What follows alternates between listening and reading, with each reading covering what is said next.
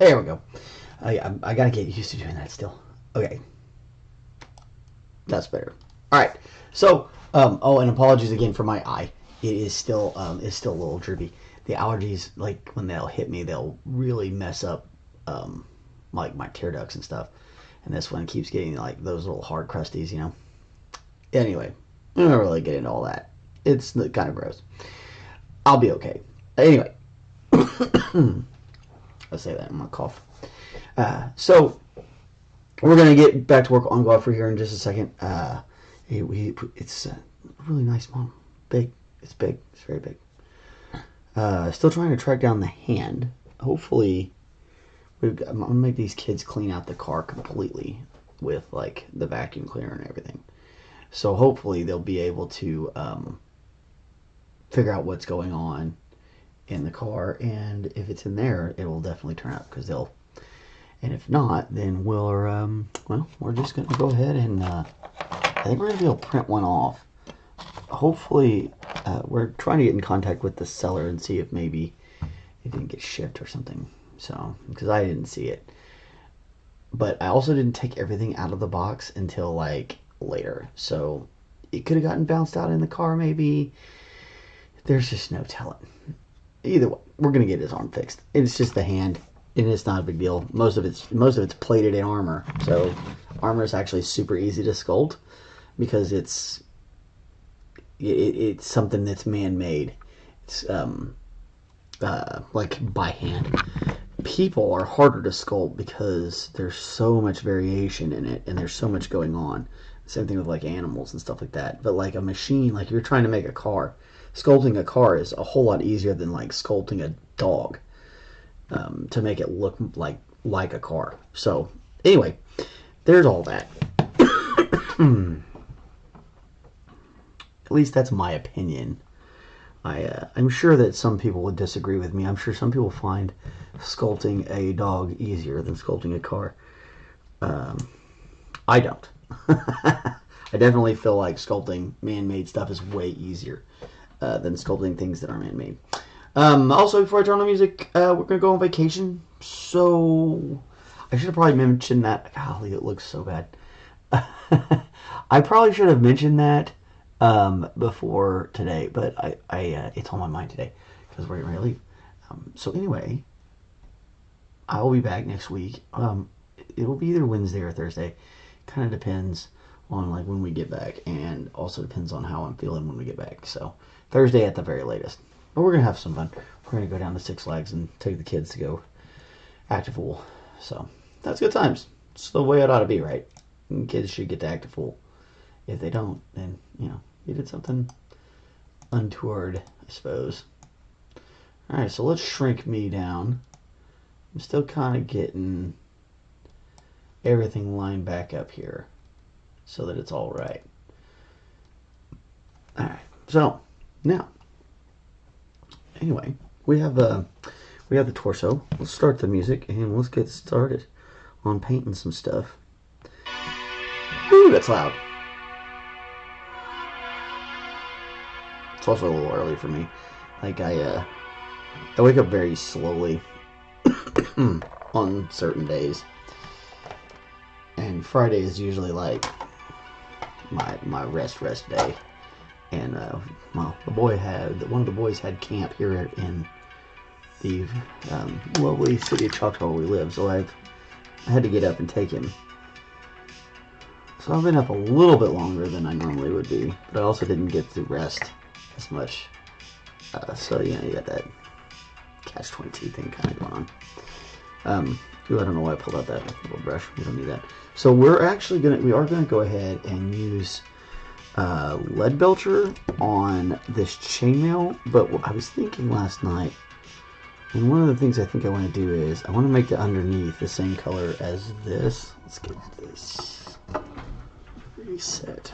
Get everything in the right place. I'm getting better about that. Remembering to really check out that camera. So that way, here we go. So what I really think I want to do is really think I want to put some crimson in behind all this, so that it'll be the same color.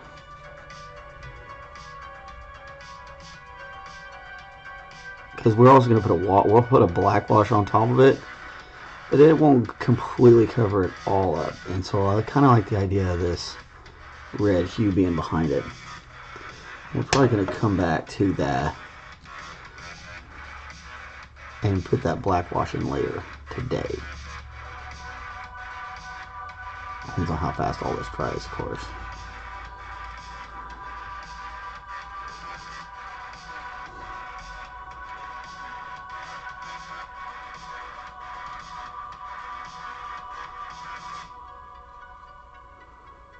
Because this way it will match the rest of his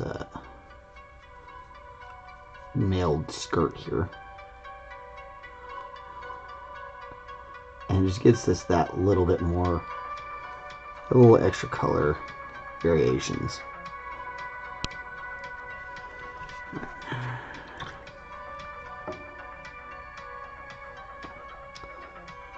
Now the fur is all white. All the fur on all of this stuff is white.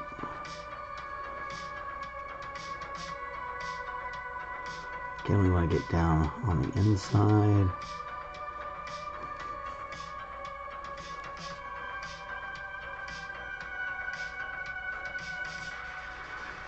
Can always come back with some detail brushes later. Make sure we got all the little pieces done.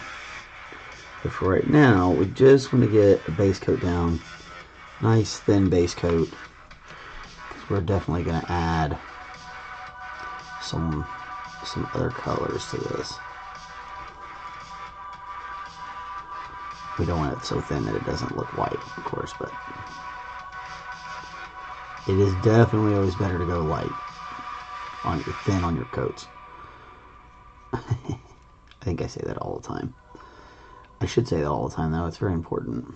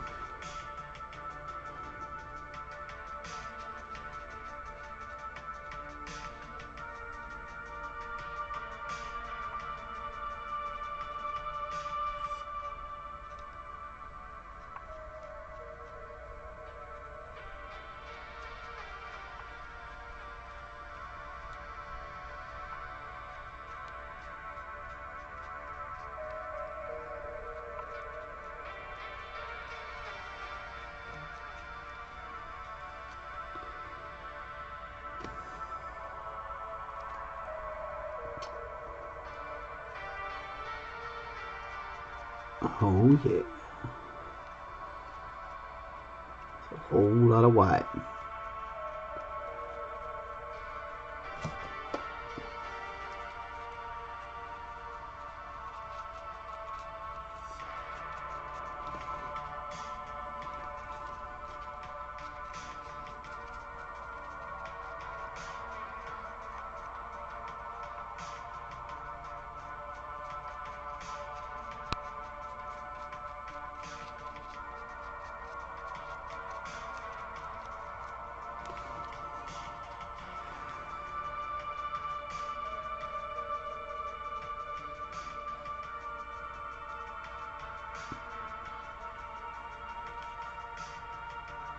Yeah, I was trying to listen to a little bit of lore on this guy before we got started today.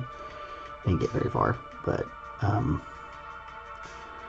he was one of the husbands of a goddess, I think. The one that kind of set everything in motion for what's happening, I suppose. I'm not sure exactly. It's very strange.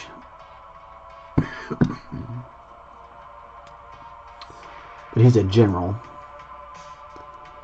And the thing that he has on his back, he took that onto his back to quell its desire for combat.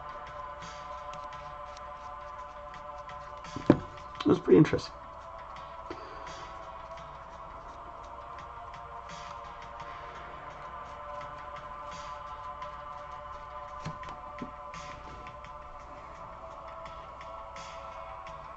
Looks like a shadow.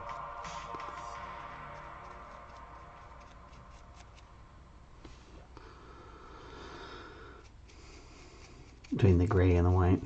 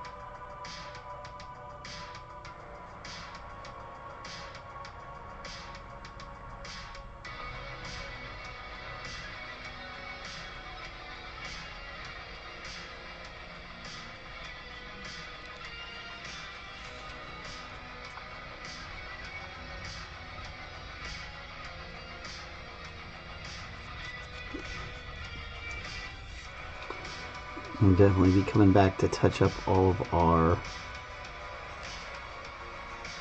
rounds as well before we move on.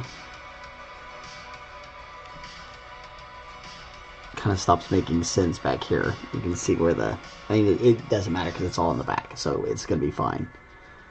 But some of this stuff stops kind of making sense, like how is this hair coming through this piece of scale leather mail stuff. And this, now that I'm looking at it, I'm thinking this is part of that. And this may be too.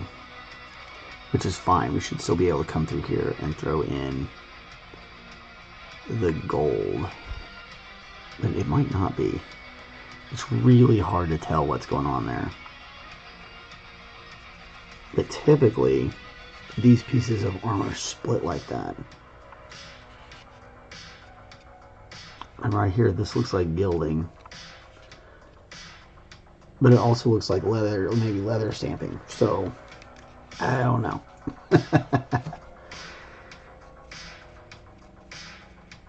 Might leave it as a belt.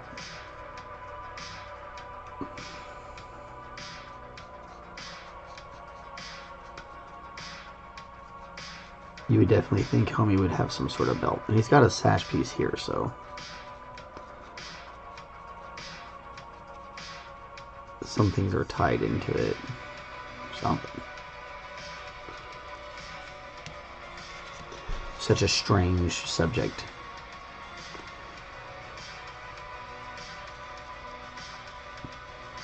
Especially because with this, you know, they change them. So they're not exactly like the things from the game. So there's no telling what the original artist intended it to be when he made some, because he made modifications there. But I mean, he put in some work to sculpt this back piece that, I mean, you could have fudged a lot of this in paint in the sculpt, because you're not, like I said, you're not going to see a whole lot of it because of the cape, this cloak. Not sure if it's a cloak or a cape. Capes don't have hoods, is how I think it works, if I remember right. It's a cloak if it has a hood. It's a cape if it doesn't.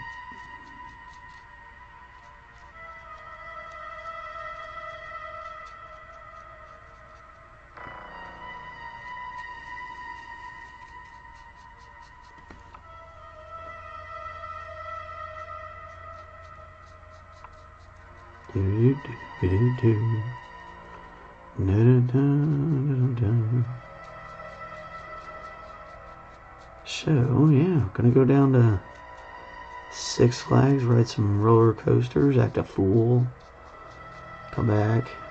Should be good. Should be fun. Definitely time to get out of this burned out bird.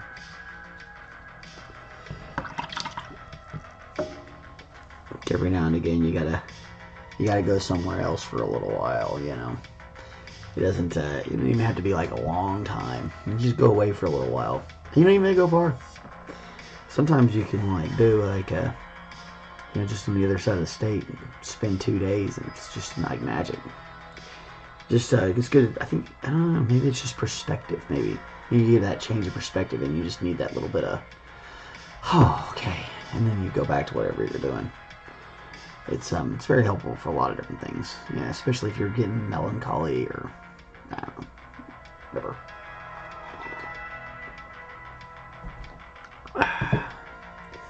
Chitty chitty chat chat. Get back to painting, painter boy. I needed some coffee, master. The internet says the difference between a cape and a cloak is the length. A cloak is longer than a cape. I had always heard that it was the hood, but I'm sure that does make sense. Fashionistas are, you know, they was all well recorded.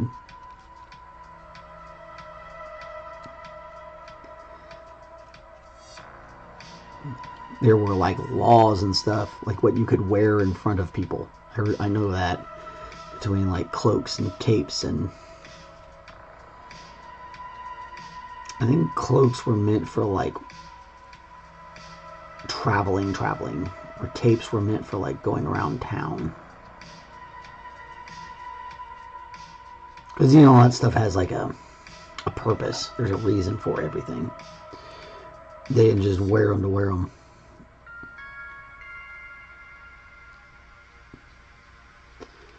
Now you know, we all run around in raincoats and, you know, pajama pants.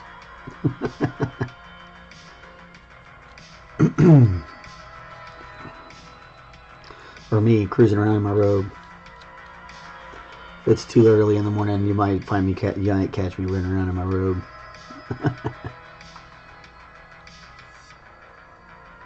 Okay.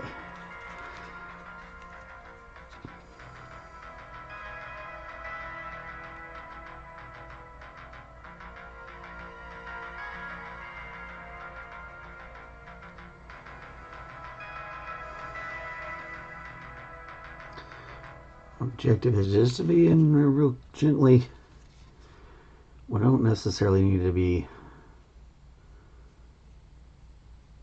super colored at this point. We just want to make sure we're pulling everything out so we can see what we're doing. Get some of those other colors covered up just enough. We're getting ready to throw a bunch of washes all over this thing. And that is going to change its color drastically. I do kind of like to try to keep my brush strokes going with the hair though. If you can. And sometimes it gets a little bit too... It's definitely some sort of undervestment. I don't think it's part of the chest piece. Could just be under padding. But could put a color in there. Bring that red in again or something else. Now you really get to see the work we put in earlier. Sealing this up and making that hair connect. And now it looks a whole lot more like it's coming out from underneath that armor. If we hadn't have done that, if we hadn't filled that piece in, it would not look like that. It would look like there was a hole and it was falling down in it.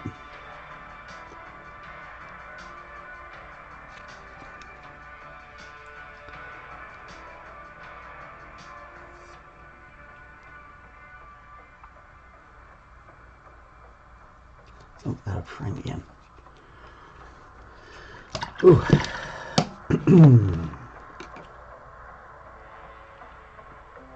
Kind of like that idea.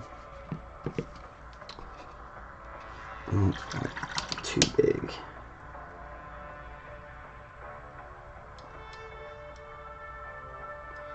So we're gonna pull out that 3/0.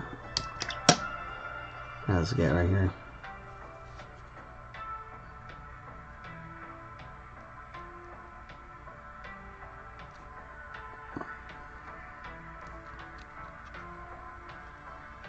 Okay, very carefully come back and get in there. Oh yeah. So this is going to give us a real good color break. And it's going to help match this color to up here.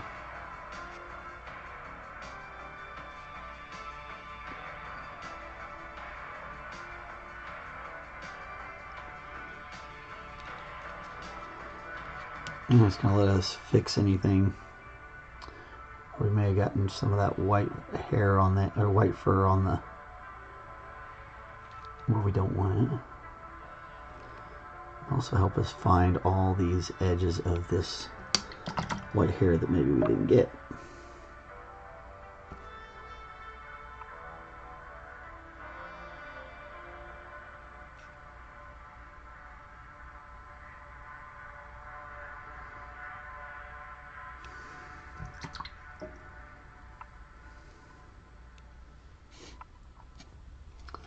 Yeah, turning that red is definitely going to be the answer.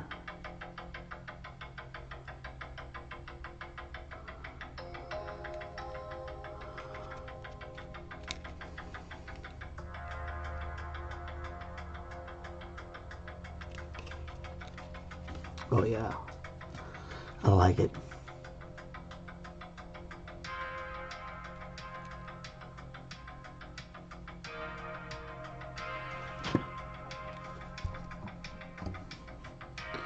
There we go, up a little bit more.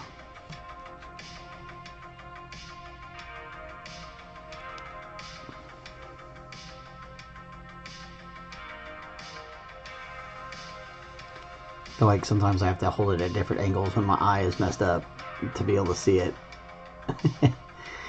So it doesn't seem like I can keep this. It seems like I always have to move around. The glare from the glisten of the paint like makes me kind of go, ah.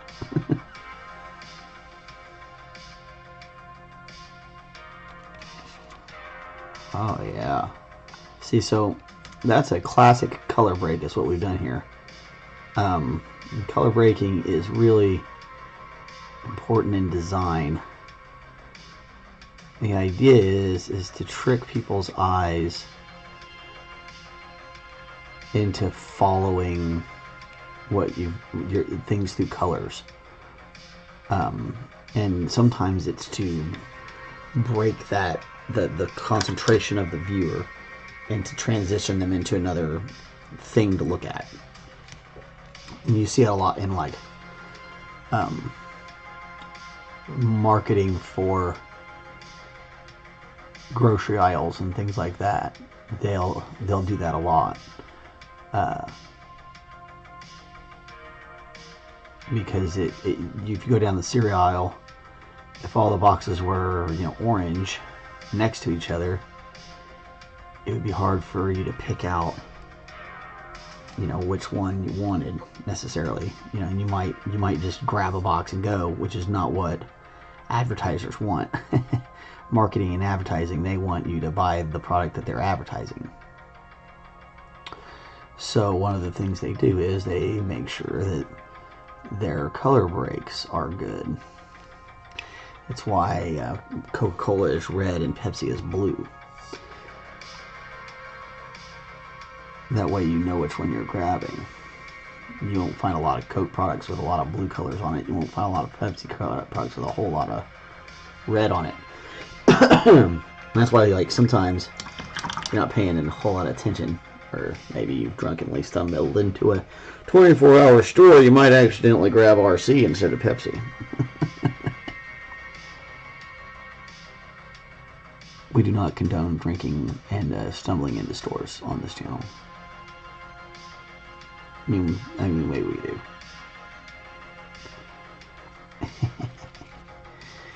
Yeah, it's some sort of like hair that's kind of wisping over there, and that's weird. Like a stray hair on his hide.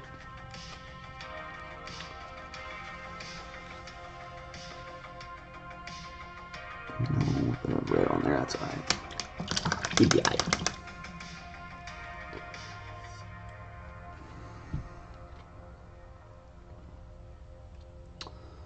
Alright.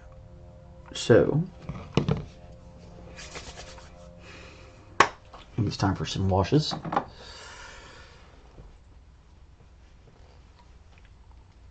Oh.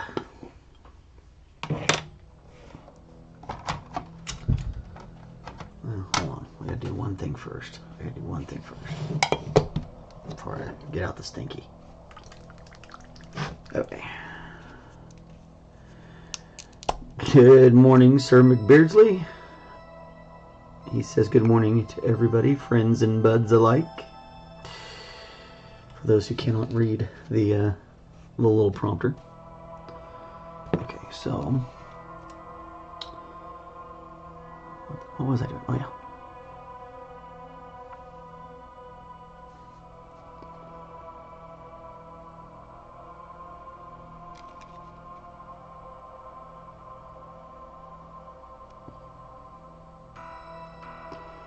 Now, normally I would just dry brush this on here, but you can't really get underneath those things as well with a dry brush. You'd be silvering them up, and you still wouldn't be able to get all the way in there. So it'd just be an exercise in futility and frustration. So we're going to come through, and we're just going to go ahead and paint these chains very carefully and slowly by hand. Again, we're going to throw an armor wash down on here in a second, so I'm not worried about being too perfect. I just want to make sure I'm catching these chains.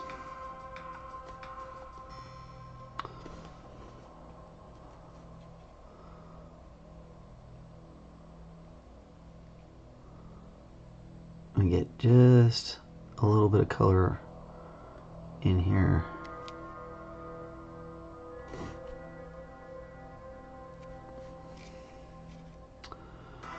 That way it gives the wash something to actually start off with here,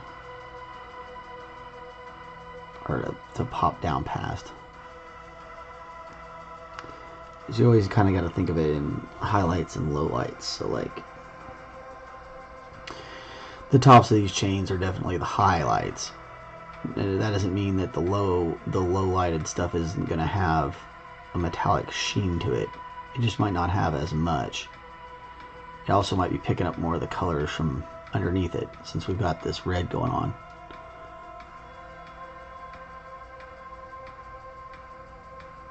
Now that red's going to need to be darkened down a lot, because we don't need it to be the same shade as this red, because it's obviously going to be shadowed from being underneath the chainmail, and that's where the oil wash is going to come in. Armor wash, metal wash, whatever you want to call it. My grimy machine wash. Pat's grimy Gus.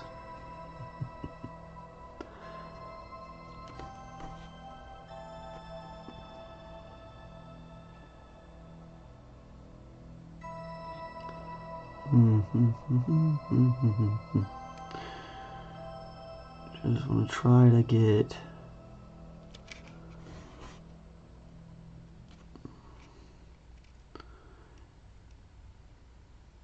a lot of sculpting and miniature painting is about the illusion of things. So as long as the illusion is being sold, you've done it right.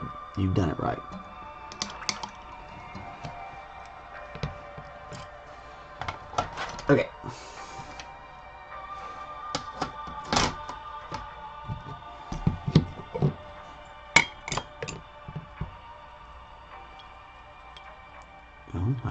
It's almost time to make some more. After all the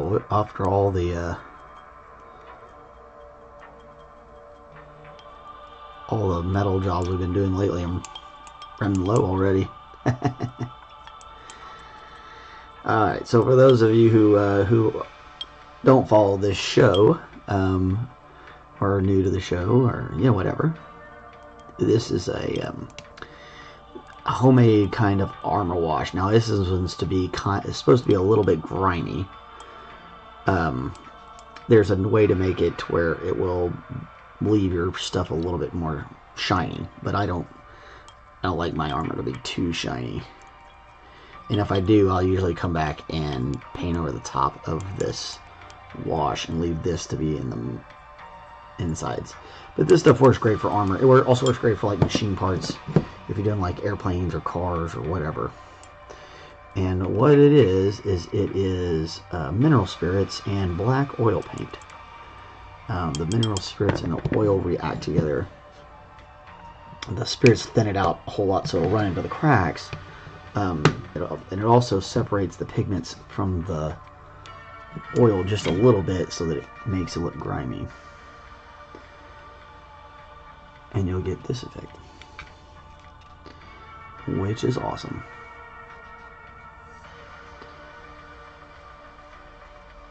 And at first it looks like you're ruining it. You're not. It's gonna be fine. Now up here we're getting ready to, as soon as we get the rest of this thing done up, we're probably gonna dry brush up to about right here, because we need to, when we attach the cloak, we're going to need to add some stuff to it. Sir McBeardsley is reporting in about the DLC. Let's see, he said, but I think I'm underleveled because everything hits like a tank, but it's gorgeous and the area is massive and haunting. That sounds about right. If it wasn't haunting, I don't think they would have. This game seems like it's supposed to be that way. Haunting seems to be a kind of its MO. These guys, this particular company seems to like the ghosts and goblins and undead and resurrections and things like that.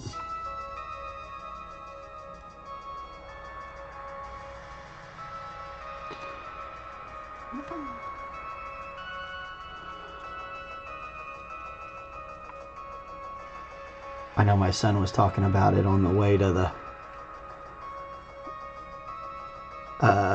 summer camp that he's like a junior counselor, helping out, basically, like cleaning stuff up and making sure people don't get lost. Which is good for you. That stuff's good for you. He's gonna really enjoy that he did it when he gets older. It helps you with a lot of things doing that sort of stuff. Mr. McBeardsley popping back in. Take a lot of inspiration from Lovecraft and the Berserk manga. Yeah, I definitely see a lot of the Berserk in there. And that, you know, a lot of people pull from that cosmic horror thing that Lovecraft started. At this point, it's got its own mind. Like, it's so far beyond what he probably dreamed of. Especially considering he really suffered with a lot of depression. Didn't think he didn't think himself well. He thought he was mentally ill, and maybe he was. Suffered from a lot of depression, and you probably have to be a little bit crazy to write that stuff, because, like, honestly, oof, Lovecraft's pretty crazy. All right, so that's looking wonderful. We're gonna let that set for just a few seconds, and we'll come back and pull off some of the excess. And you just want to get one of these little makeup things. This is for like eyeshadow and such. And you're just gonna kind of come in here and dab off any little extra where it might be pulling up a little too much for you. And this is kind of, you know, what you think needs to happen when you're doing this kind of stuff. You might want it to stay a little darker, you might not. It just kind of depends.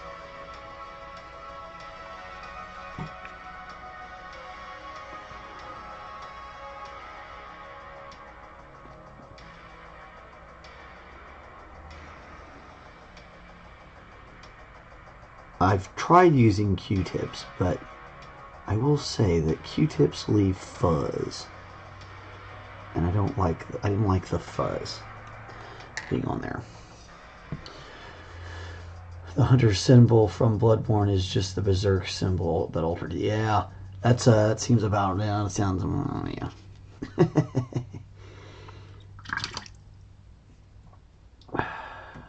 And they're Japanese anyway, so I mean, like, yeah, they get to take from those stuff. Berserk's pretty cool too. That's a real old manga, or manga, or whatever, however you're supposed to say it.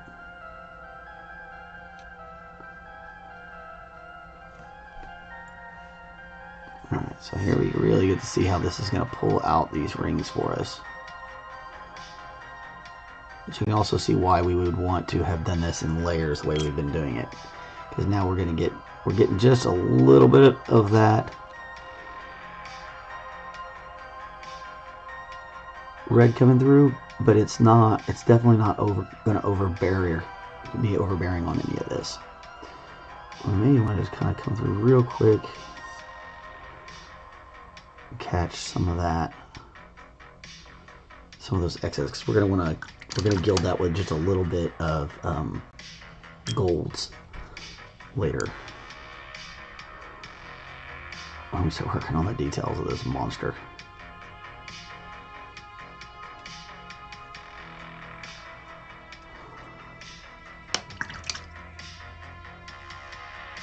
Okay, second version is the first. Get just a second to set up, and then come and dab off any of the excess that we didn't really want, because I got a little heavy right there. Great.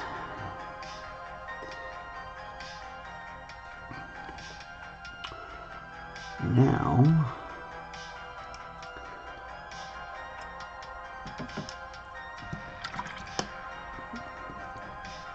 let's start thinning out this raw umber.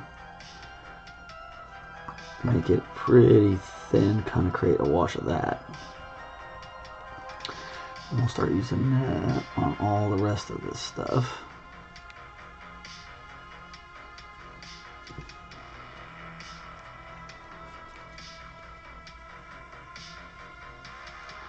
Again, you want it real thin, but not so thin that doesn't leave pigment for you, because we want it to fill in any of these gaps. Yeah, also the Great Sword is based off Guts, Dragon Slayer's sword. Tons of inspirations. I think the Japanese are always very respectful of the way they take from each other's stuff, unless they're doing it to just make money off of the Americans. In the case of, if you know the difference between Macross and Robotech. Which at that point in time, they had some European peoples involved in that, so,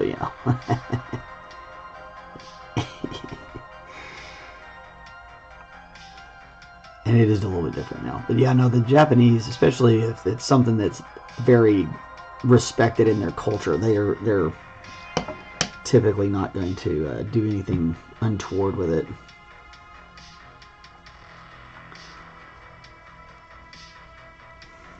It's not like it is here, where you can get some sort of strange knockoff version of something. They like to do that in India too. They like to make fun knockoff versions of things.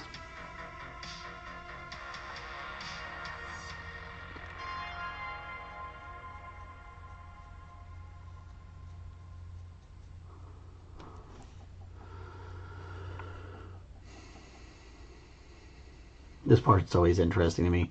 That's like I just spent all that time making it all, getting all that stuff lined out just to, put mud all over it. It seems weird.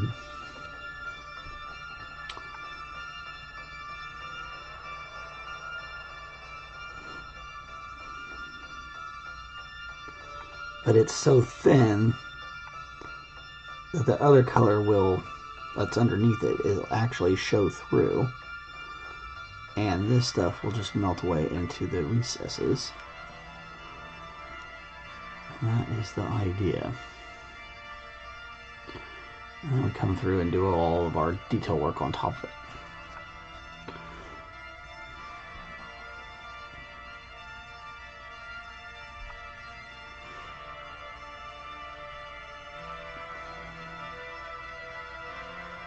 Now for this part, I'll use a straight Payne's Gray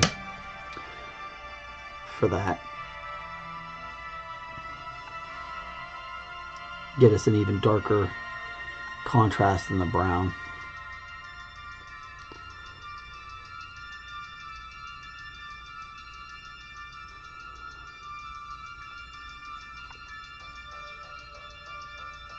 Mind your bubbles. Don't want it to be leaving bubbles on the hair. It'll look weird.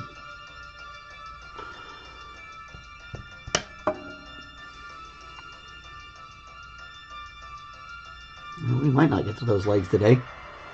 I thought we would, but I'm starting to think maybe not.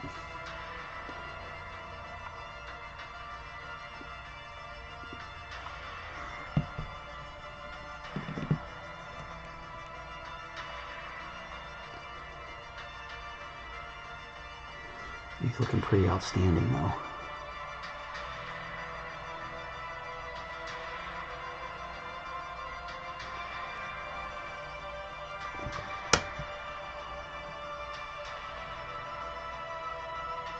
And keep adding water to that to make sure I got my consistency right.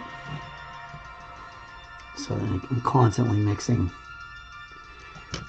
the paint and the water. I don't want it, again, you don't want it too thin, you don't want it too thick.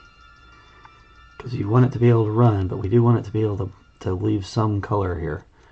And that's one of the reasons why you put that base color down.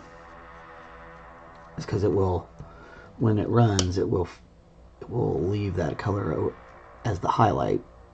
And the thinner color will go and take care of your undertones and stuff like that.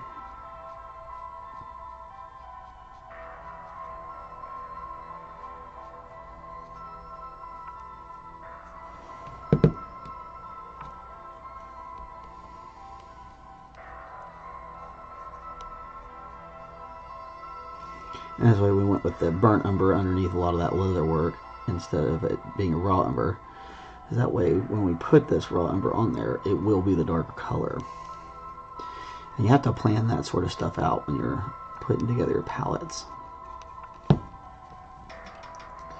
And we could go ahead and use umber on that Payne's Gray part of the cloak, but I feel like we're gonna enjoy seeing that darker, even darker recess with this.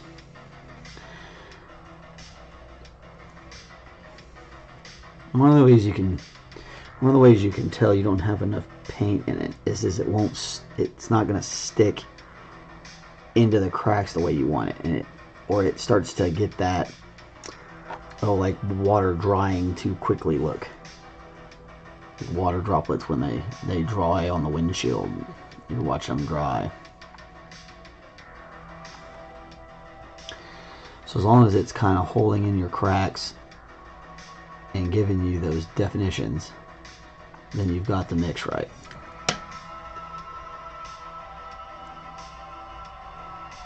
And some people will want it more like a darker color like that. Some people won't. Just kind of depends on what you want to do. I find if I've gotten too dark and I'm working, I can always come up to where at the top, underneath something, to let it come down. Well, thank you, Mom.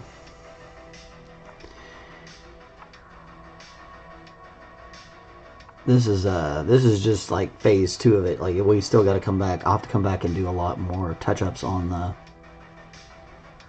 the hair and stuff like that. It'll get a lot more work over time.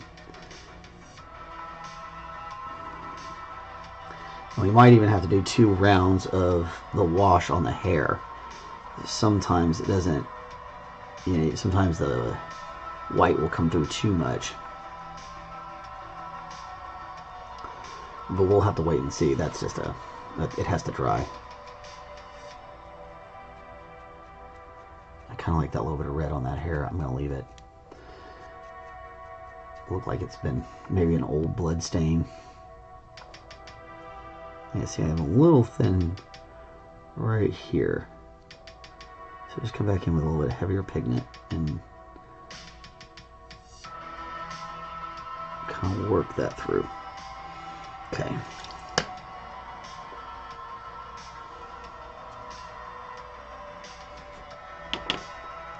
Alright, so I need a little bit of Payne's Gray. I used it all up yesterday.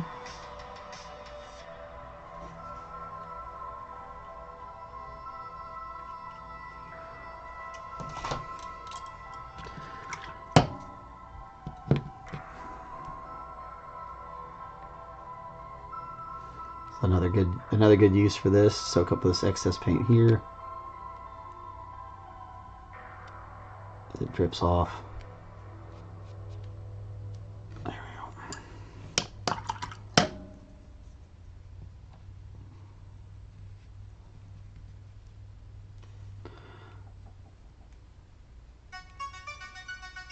Alright, so this might get a little too thick.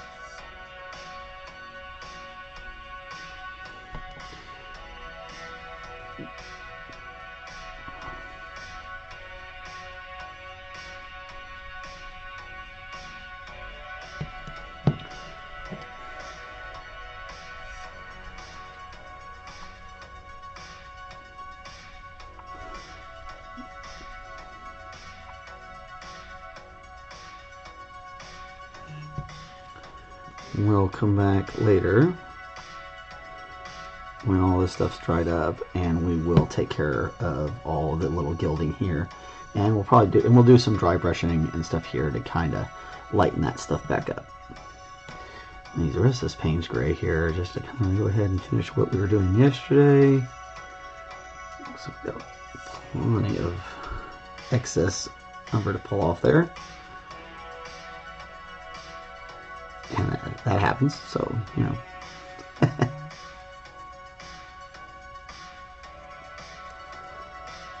We're doing this just so it's not glaringly obvious that it was resin under. If you look under his skirt, you shouldn't be looking under people's skirts though, folks. Not without permission.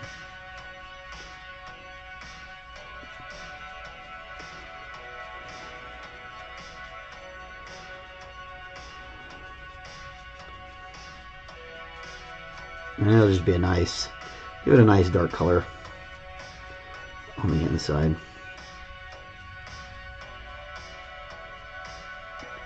Help us with those shadows.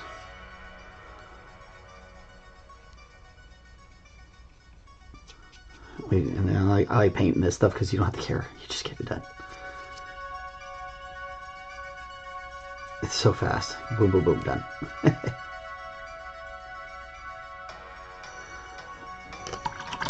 Alright, cool. We can set it aside. We still got a few minutes. So let's pull out that pale terracotta. We're going to start on these legs.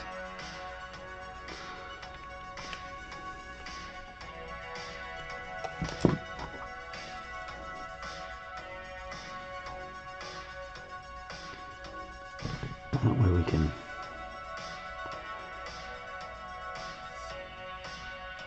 squeeze just a little bit more time out.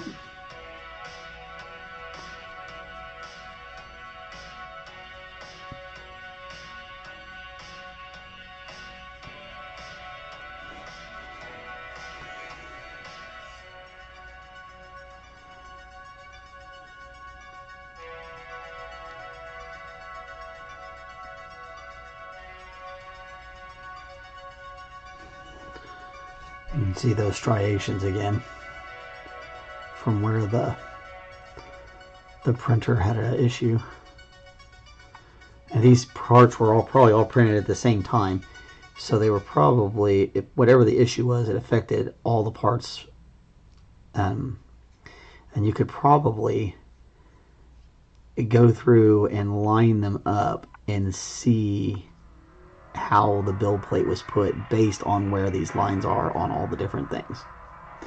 That's one of the fun things about, once you kind of understand how resin printers work and what they do, you can see those little, it's just a minor flaw. You know, the technology is still new, kind of new, so I've only had these things for a couple of years. Well, about a decade, I suppose. Which that's no time at all, comparatively speaking.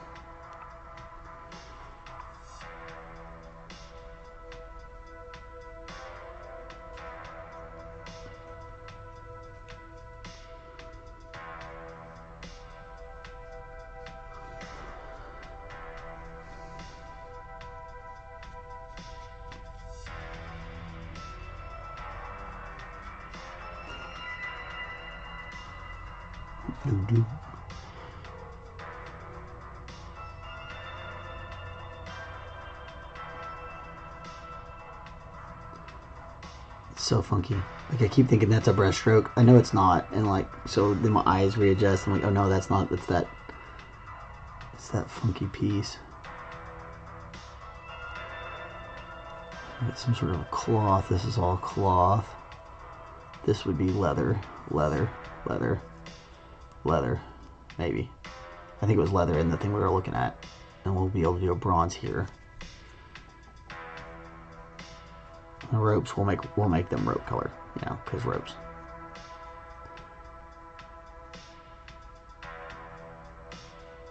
Maybe we'll add just like a touch of green. It could be like hemp rope. Get that real yellow grassy green. Dried grass. That might be fun.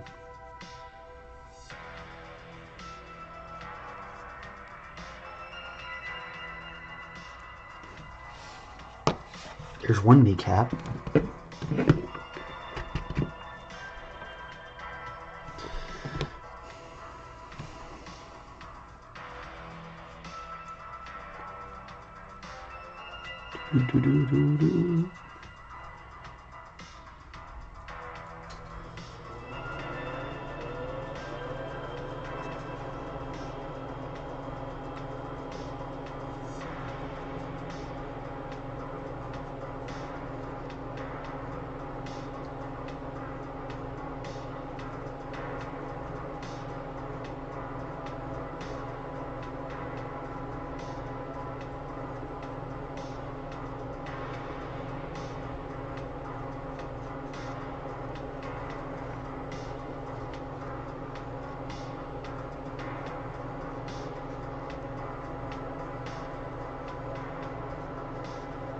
Oh, yeah.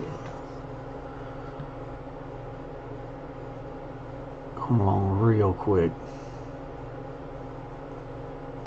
Not quite as fast as I was hoping, but still pretty quick. I was kind of hoping we were going to get more of these legs done in our hour today.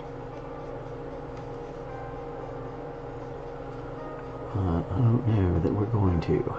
We shall see. I am good with getting the flesh on it, though. That's a... It'll really start to look good in the little photos.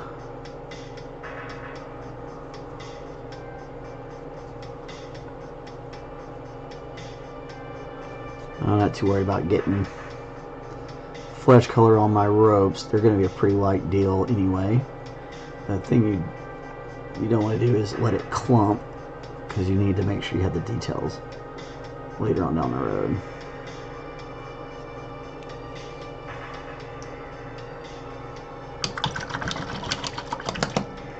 Alright.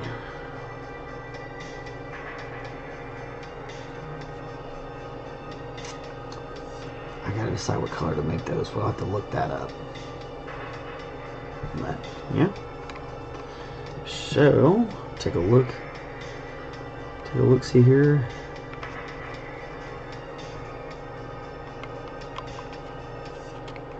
My progress so far. Looking pretty good, looking pretty good. Starting to get somewhere. We're starting to get somewhere. Alright. Oh yeah, that's gonna look really nice. The red is dark black and red underneath. It really does look like it's just sitting on top. That's exactly what we wanted. Very happy with that. Fur's looking pretty good. Not sure, we probably will need that second coat. I'm thinking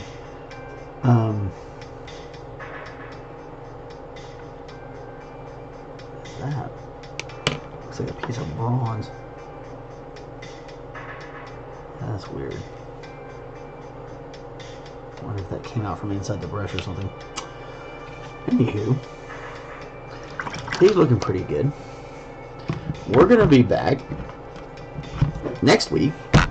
Remember, I gotta be on vacation, so I will not be here for the first part of the week, but we will be back on for the let's do this. So we'll be back on for the later part of the week to get back on this guy. So anyway, enjoy the DLC, folks. I hope you guys are all having fun watching doing all that. I hope you're having fun watching this guy get put together. And hopefully by the time I come back, my eye won't look so crazy. That'd be nice. Anyway, you guys have been awesome. Thank you so much for coming by. I hope you'll have a great day, and we'll see you in the next one. Bye.